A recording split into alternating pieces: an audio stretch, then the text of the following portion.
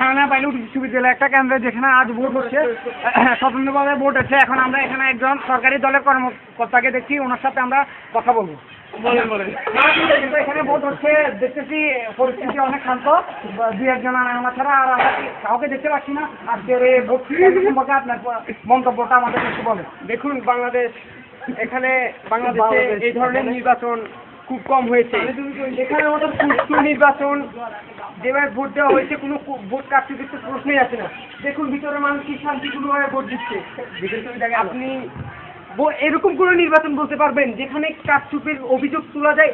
আপনি নিজে তো এতক্ষণ ছিলেন, কোনো ভোটার দেখেছেন যে ভিতর থেকে ব্যালট পেপার নিয়ে কোনো কিছু করেছে অথবা কোনো কিছু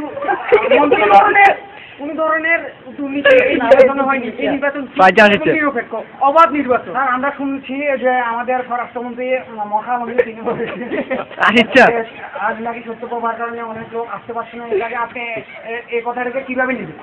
দেখুন, বাংলাদেশের আবহাওয়া এখন খুবই শীতল, জানুয়ারি মাস।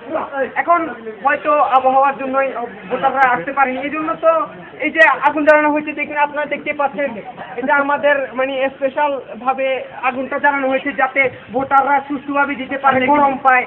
আমাদের স্যার যেটা বলেছেন ওটার উপর ভিত্তি করে আগুনটা চালানো হয়েছে যাতে ভোটাররা আসতে তাদের কষ্ট না হয়। এভাবে ল্যাব খেতা গায়ে দিয়ে তো আর ভোট দেওয়া যায় না, বুঝতে হবে আপনাকে। না, আমাদের মন্ত্রী সাহেব বলছেন কম্বল নিয়ে এই সম্পর্কে আপনার বক্তব্য? কম্বল নিয়ে তো এটা কোনো কথা না, আপনি এটা তো গণতান্ত্রিক ভাষায় কথা বলুন নিয়ে। ভিতরে একজন ভোটারকে দেখতে পাচ্ছি, তিনি আমাদেরকে জানাবেন আপনি কিভাবে বলতে চাচ্ছি। আমি এখন তো কোনো মানুষ কিছু দেখতে পাচ্ছি না, আমি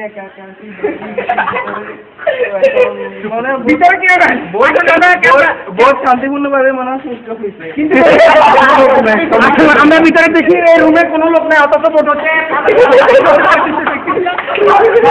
হ্যাঁ চিটু ভাই, কিছু লোক দেখা যাচ্ছে, এখানে লোক দেখা যাচ্ছে, ওনারা আছে, ওনারা ভোট দেওয়ার জন্য আছে।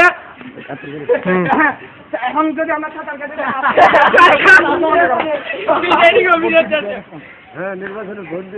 আপনাকে ধন্যবাদ। পরবর্তী আপডেট আপনাকে জানানো হবে। ধন্যবাদ।